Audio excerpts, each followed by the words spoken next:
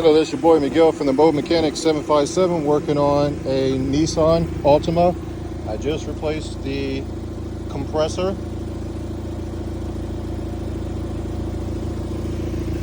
And I'm getting ready to put some Freon in by the customer. The reason why I'm doing this video, a lot of people do not realize what this is. This is just to keep it from being discharged in the store, so it won't work.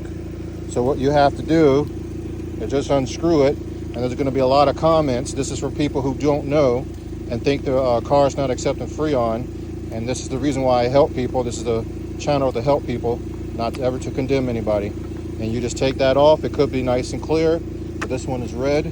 And all you do is put this back on, and now you can proceed to do whatever it is you're going to do with the Freon. Also, you cannot in any shape or way put this Freon in based upon these colors. You have to know the ambient temperature. You have to know the pressure and ambient temperature goes together. This is the pressure right here. The ambient temperature right now is probably 85 degrees. So I'm going to put it right around 40 PSI, just a bare minimum. You can download, or I'll have it on the site on this video when it actually comes out. And then you can actually see the pressure charts. You cannot just shoot Freon in right now this particular day and thinking that's what way it is because you're in the green.